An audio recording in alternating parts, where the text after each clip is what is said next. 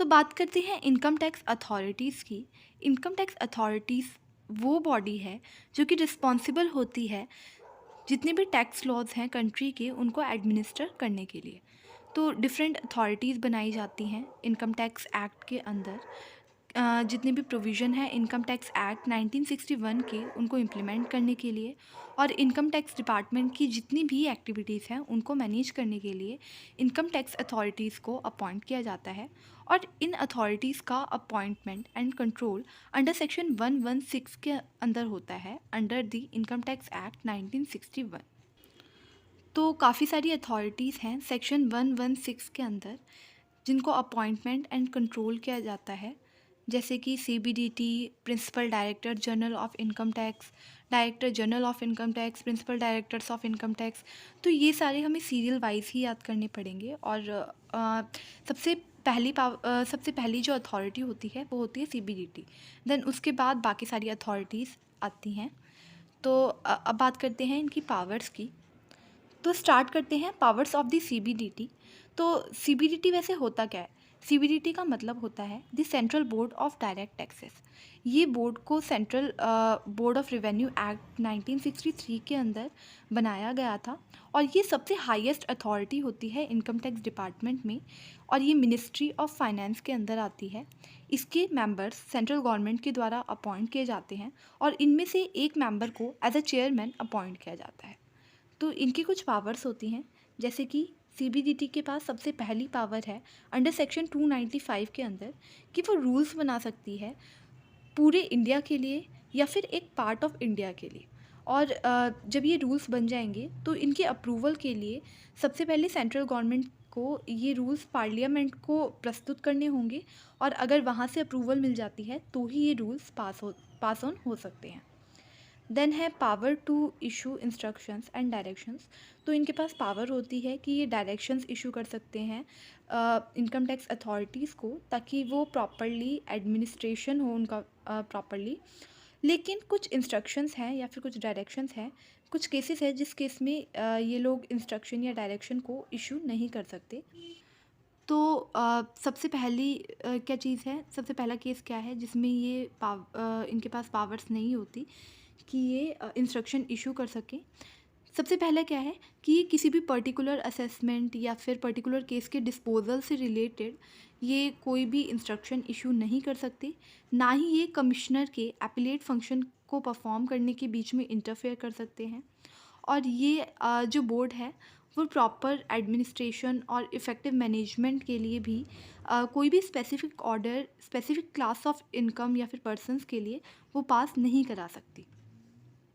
Then इनके पास power है to authorise income tax authority to admit application.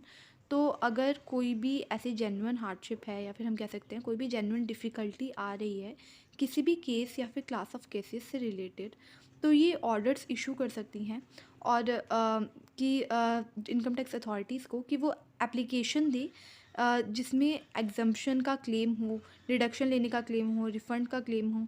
तो ये जितने भी मैटर्स हैं, अगर कोई भी इशू आ रहा है तो वो इनकम टैक्स अथॉरिटीज़ वो इन क्लेम को कर सकती है। देन इनके पास पावर है to relax compliance of certain requirement. तो बोर्ड अगर चाहे तो कुछ रिक्वायरमेंट्स में रिलैक्सेशन प्रोवाइड करा सकती है अगर कोई भी डिफ़िकल्टी आ रही है 18A से लेकर 18U तक के अंदर। तो कुछ कंडीशंस है तभी वो ऐसा कर सकती है। अगर जो डिफ़ॉल्ट है असेसी की तरफ से वो जेन्युइन हो, उसमें किसी भी जेन्युइन सर्कमस्टांसेस की वजह से हुआ हो, ना कि उसने जानबूझ के किया हो। और अगर असेसी ने वो सारी असेसमेंट को पहले से ही कंप्लीट कर लिया था जिस टाइम पे डिडक्शन क्लेम होनी चाहिए थी, तो भी वो ऐसा कर सकता है।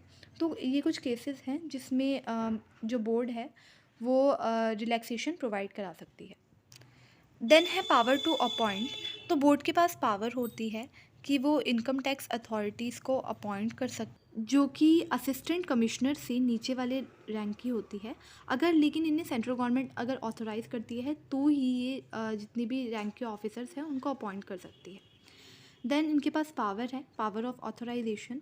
तो अगर ये चाहे तो ऑथराइज़ कर सकती है इनकम टैक्स अथॉरिटी को कि वो मिनिस्ट्रियल स्टाफ यानी जो 4th ग्रेड एम्प्लॉयज़ होते हैं, पियन्स होते हैं, तो ये उनको अपॉइंट कर सकती है। और क्योंकि अगर इनको अपनी फंक्शंस को एग्जीक्यूट करने में उनकी ज़रूरत पड़ रही है, तो ये मिनिस्ट्रियल स्टाफ या एग्जीक्यूटिव स्टाफ को अपॉइंट कर सकती है। और ये सेक्शन 117 सबसेक्शन 3 के अंदर आती है।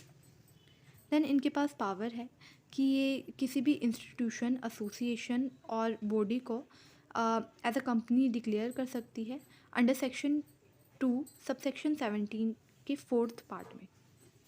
देन इनके पास पावर है कि ये इंस्ट्रक्शन इशू कर सकती हैं regarding income tax property of any interest. Then power आ जाती है कि ये इनके पास पावर है कि अगर ये लोग चाहें तो अगर द बोर्ड में एंटरटेन एप्लीकेशन ऑफ ऑब्जेक्शन, तो अगर किसी भी असेसी ने कोई भी ऑब्जेक्शन दिया है कि बुक ऑफ अकाउंट्स को रिलीज़ करने से रिलेटेड, तो ये उस पर विचार कर सकते हैं अंडर सेक्शन 132 सबसेक्शन 10 के अंदर। देन आ जाती है power to direct authority higher in rank to perform functions of authority lower in rank. तो इनके पास पावर होती है कि ये किसी भी अथॉरिटी को ऑथराइज़ कर सकते हैं कि वो लोअर लेवल रैंक है उसके उन ऑफिसर्स की पोस्ट को या उन ऑफिसर्स के फंक्शन को परफॉर्म करे अगर किसी भी सर्कमस्टांसेस में इनको ज़रूरत पड़ती है तो।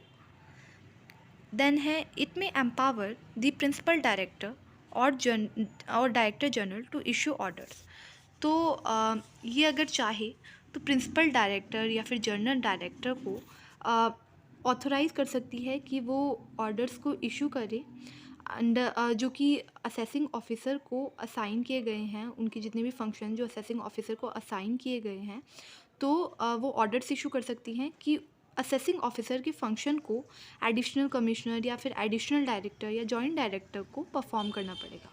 यानी क्या होता है ना, कुछ केसेस होते हैं जिसमें असेसिंग ऑफिसर की ड्यूटीज़ को कई बार जो हायर रैंक की अथॉरिटी है उनको भी परफॉर्म करना पड़ जाता है। तो इनके पास पावर होती है कि ये ऑथोराइज़ कर सकती हैं प्रिंसिपल चीफ कमिश्नर या उनको कि वो ऑर्डर्स इशू करे किसी भी स्पेसिफाइड एरिया से रिलेटेड जो कि असेसिंग ऑफिसर के अंडर है, उसके फंक्शन के अंडर आता है। तो ये इशू कर सकते हैं ऑर्डर कि एडिशनल डायरेक्टर या जॉइंट कमिश्नर उन एक्टिविटीज़ को, उन फंक्शंस को परफॉर्म करे। देन है कॉन्करेंट जुरिडिक्शन। तो अगर एक या दो से ज़्यादा असेसिंग ऑफिसर की ज़रूरत पड़ रही है किसी भी पर्टिकुलर एरिया में, तो वहाँ पे ये एक या फिर दो से ज़्यादा असेसिंग ऑफिसर को अपॉइंट कर सकते हैं। देन है डिस्प्यूट रिगार्डिंग जुरिस्डिक्शन।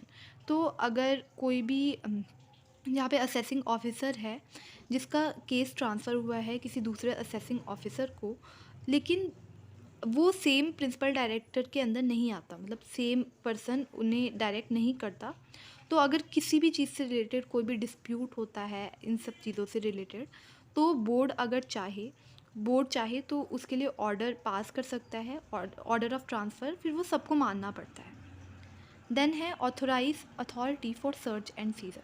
तो बोर्ड अगर चाहे तो एडिशनल डायरेक्टर या एडिशनल कमिश्नर को ऑथराइज़ कर सकता है कि वो सर्च एंड सीजर से रिलेटेड स्टेप्स लें, यानी किसी भी पर्टिकुलर एरिया से रिलेटेड अगर उन्हें कोई भी एक्टिविटी को सर्च करना है, कोई भी इंफॉर्मेशन निकालनी है, तो उसको सर्च करे, और बाकी अगर ऐसे इन्हें कोई भी डिफ़ॉल्ट लगता है तो सेम टाइम उसको वो सीज भी कर सकते हैं। देन है order to furnish information to officer etcetera of other department if it is in public interest. तो इनके पास ये पावर है कि ये इन्फॉर्मेशन प्रोवाइड करवा सकते हैं किसी भी अदर डिपार्टमेंट को अगर उनकी इंक्वायरी के लिए या फिर किसी भी चीज़ के लिए उनको इसकी ज़रूरत है तो, और अगर वो पब्लिक इंटरेस्ट में है तो ही ये वो इन्फॉर्मेशन उन जो अथॉरिटीज़ हैं उनको प्रोवाइड करा सकते हैं, और ये अंडर सेक्शन 138 के अंदर आती है ये वाली पावर। तो बात करते हैं टैक्स पेयर चार्टर की, जो कि सेक्शन 119A के अंदर आता है। तो अगर बोर्ड चाहे तो इसकी हेल्प से डिक्लेयर कर सकता है एक टैक्स पेयर चार्टर, या फिर हम कह सकते हैं ऑर्डर्स, इंस्ट्रक्शन इशू कर सकते हैं इनकम टैक्स अथॉरिटीज़ को, ताकि जो चार्टर है उसका प्रॉपर एडमिनिस्ट्रेशन हो सके, और ये सेक्शन 119A के अंदर आता है।